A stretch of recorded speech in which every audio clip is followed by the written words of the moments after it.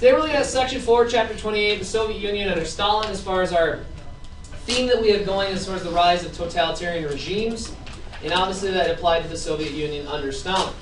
That being said, the first key term we got to look at is command economy. Mr. Schultz. System in which government officials make all basic economic decisions. Very good. And the main idea why that's called a command economy is because your government is commanding what the economy does. Whereas a capitalist economy features a free market system where business owners are able to operate freely within some limitations of the government. Collectives. Mr. Sullivan. Large farms owned resulted in famine. Very good. Large farms owned and operated by peasants as a group. And like he said, this did, however, result in widespread famine, in which case 5 to 8 million people will die. Okay? The idea here, however, was to make one united government-ran farm and ensure productivity, but that was not the case. Okay. Kulaks. Mr. Sullivan. Mr. Sullivan? Oh. Wealthy farmers. Wealthy farmers, wealthy peasants. Very good. And a lot of people say, well, how is that possible? That's also like saying, in our contextual message here that we have, that you're part of the upper middle class. Okay, so it would be like taking the peasants and dividing it by how much land and wealth they actually do have, as far as if you're the poorest of the poor or if you're the wealthiest of the poor. Gulag. Mr. Schultz. The Soviet Union is a system of forced labor camps in which millions of criminals and political prisoners were held under Stalin. Very good. Under Stalin and the Soviet Union, this is their system of brutal labor camps. Now, a lot of the individuals that will be sent to these labor camps are going to be those who are opposed to the government. Okay? A lot of people there are sent there for an exorbitant amount of time, in which case many of them will die at the Gulag. Okay? Next term, socialist realism. Go ahead, Mr. Schultz. Artistic style whose goal was to promote socialism by showing Soviet life in a positive light. Perfect.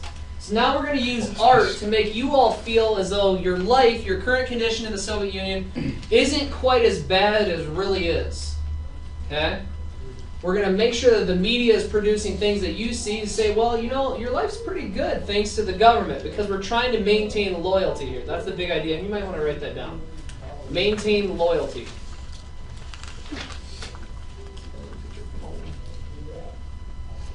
Okay? Russification. Is ready? Making a nationalist culture more Russian. Very good. Making a nationality's culture more Russian. Okay? The Asian being the ending of our word here, meaning process, Russify, to become more Russian, is the process of becoming more Russian. Okay, the whole idea here is to eliminate those who are not culturally similar to us. Now, this isn't going to be to the extremity that Nazi Germany will utilize their method of genocide against the Jews and those against the Nazi regime, but it is somewhat the same theory here, though. Atheism. Ready? The belief that there is no God. The belief that there is no God, and that's one of the major differences between Stalin and the Russian czars. The Russian czars utilizing Eastern Orthodox Christianity, whereas Stalin, there is no place for religion in his government, nor is there a place for religion in his country. Excellent job. And then the final turn, common turn. Go ahead. International Association of Communist Parties led by the Soviet Union. Very good. The whole idea here, led by the Soviet Union to rally support globally for the initiative that they have. Now, was he atheist? Stalin was atheist, yes. Okay. Any questions thus far? No. Lily? Why did collectives cause famine?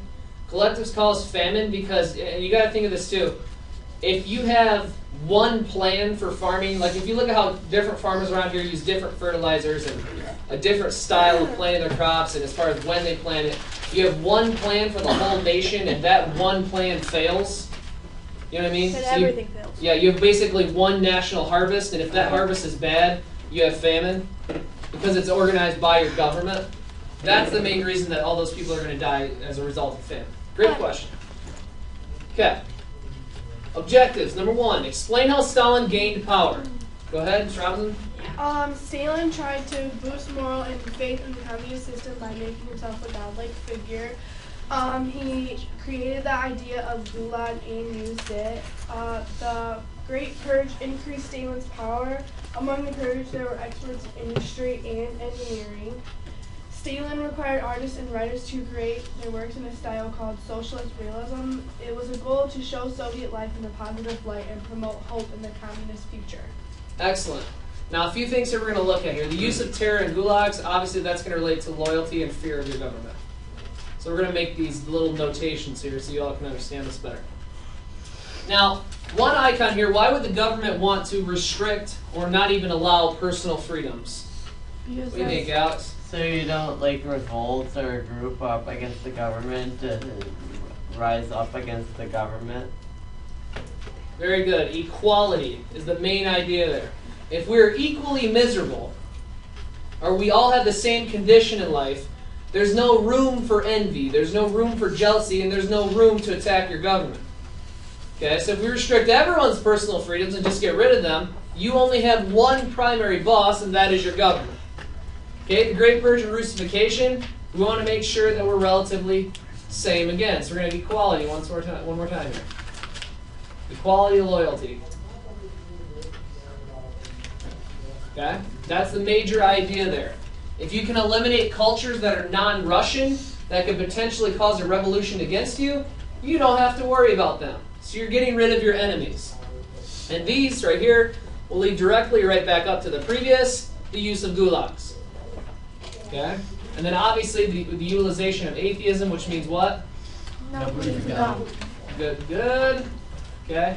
Was a standard idea of Karl Marx. Identify Stalin's economic goals. Ms. Schneid. He aimed to build heavy industries, including transportation, and increase farm output. Good, good, good. So we're going to have two methods of doing this. Collectivization of our agriculture. So we're going to start with farming. Okay? Cause famine. I do want you to have the statistic for sure. 5 to 8 million people. Okay? Output decreases by 30 metric tons in 4 years. Okay? That is a lot. And if you look at the chart on page 906, you can see where they started and how these plans are just slowly failing. Okay? So you all can actually visualize what's going on. So I'm going to go ahead and write down 906 next to this. So you can see that chart. Now the 5-year plans, however, when we started the class at the pre-read, we know they're going to be successful. Utilizing what the student did say, industry and transportation. Now why? Industry makes sense, but why transportation? We know we want to industrialize, but why do we need to care about transportation? Get them to work. To get what to work? People to work. Okay, possibly to get people to get them actually to work. Yeah, but what else?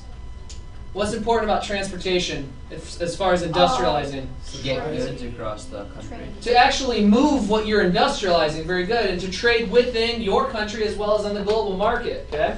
Think of it like this: if you buy something on Amazon or eBay and it's really heavy or really large, it's going to cost a lot to ship, right? Okay, because you have to pay someone. Or there's that show on TV, Shipping Wars. Okay, where they put in bids on how cheap they can ship the item across to wherever it's got to go.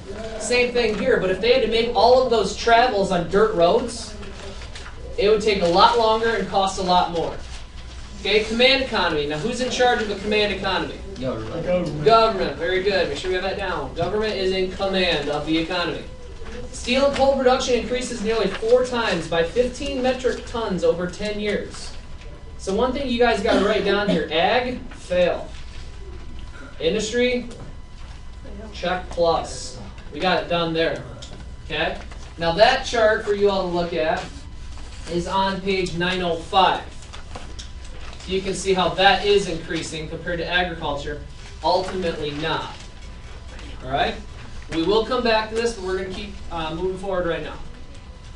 I'm going to show you these briefly, and then we'll go back as soon as the screencast is done. But however, if you have the objectives like 28.4 right in front of you, you might want to go ahead and star that objective. It is on there. It is worth 7 points. Okay? These are your objectives that are going to be on the quest on Tuesday. Make sure you note them down. And again, we'll come back to that. So we're going to keep progressing forward here so you can see your assignments.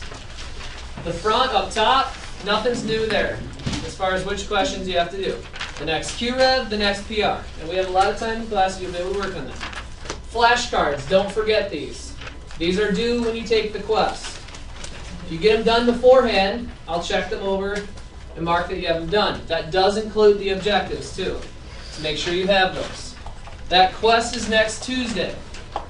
And I know some of you, through email communication, have told me you've started the memes. If you are doing that, and again, this is 10 points, okay? It's got to be the people, it's got to reflect the definition you've been provided. And I mean, I know you guys all have strong online personalities, so you know what these look like, okay? Try to make them funny, but make sure that they're not straying too far away from the information you need. Any questions? Okay.